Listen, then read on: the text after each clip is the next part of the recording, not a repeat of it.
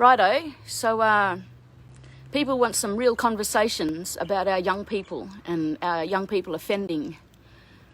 I'm not doing this as a candidate. I'm doing this as a mother of one of my sons who's going through this system at the moment. So everybody wants this real talk, and everyone wants to talk about what we need to do. Let me tell you this. The system is the problem. There is money being poured and poured and poured into locking our children up. Now, this is a family issue for us. I contacted a number of services on the ground in Broome who say on their websites that they are funded to look after families, prevention, intervention. Guess what? Our family has been unable to access these services. What we have been told is that we need a psychological assessment on our child, and it is now being court ordered. But prior to this, we reached out in our community to all of the services who are funded to provide family support. We didn't meet the criteria because my child, or the child I'm talking about that belongs to our family, is not in care of the Department for Child Protection.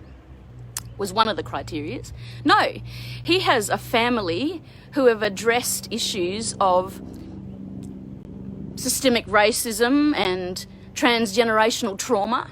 We acknowledge that we haven't done everything right. So we wrap ourselves around our child to keep our child safe and to try and keep him from reoffending. Now, again, I will say it.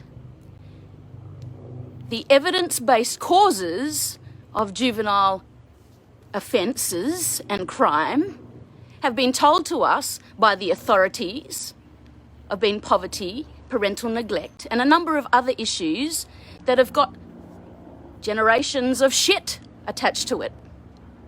Where are the services on the ground to help families like mine? And where are the people who are going to admit to what they do wrong or the part they play in it? Now, I'm not going to name my son because I still have respect for this young person and I love him. But don't sit there, anybody, and say that families are not doing what they need to do when there are no services available on the ground that we can access to get our shit together. Now, my young fella is going to be locked up.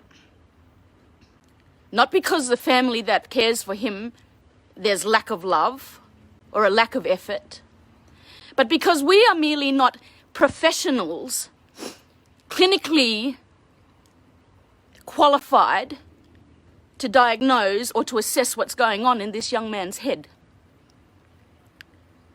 And we do not have access on the ground to the services who are paid dollar after dollar after dollar to address this concern and this issue. Now, you want some real talk? There it is for you. Share it all you like.